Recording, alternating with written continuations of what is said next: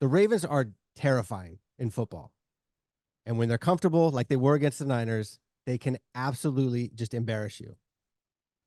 Celtics, when they played the Warriors and were very comfortable, absolutely annihilated the Warriors.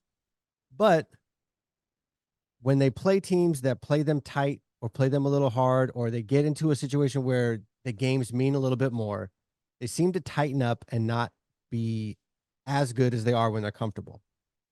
So I'm thinking with this, because everybody's talking about like, who's going to go in the East and who's going to go in the West. And Boston keeps coming up and they'll crush a team. And you're like, Boston, this is the year. Boston, they look so good. And then they play again the next game and you're like, who am I watching? So I'm thinking, are the Celtics the Ravens of the NBA, where they're a great team, they're well coached, they have a lot of talent, but because there's an element of their game that is emotional and not just strategy, is that and so far that seems to be what's been kind of blocking the Ravens from moving on. I'm wondering, is it the same thing with the Celtics, where because they're emotional, you can almost kind of manipulate their emotion and they don't play up to their caliber, which is what's keeping them from getting over the hump?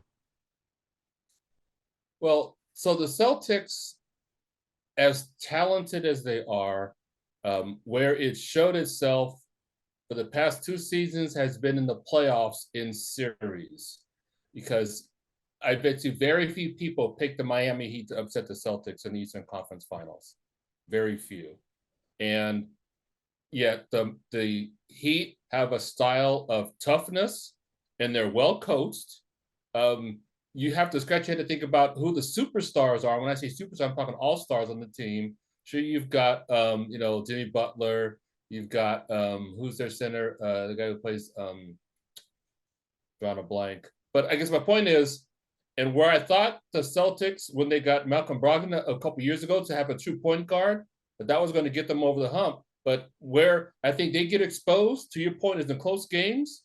They have a lot of individual one-on-one plays, but the one player, the isolation, either make or miss a shot. Now they're putting up a lot of 3-pointers regular season. That's why they're beating teams. They beat 3 teams by 50 points. That's not going to happen in the playoffs against better defensive teams in a series.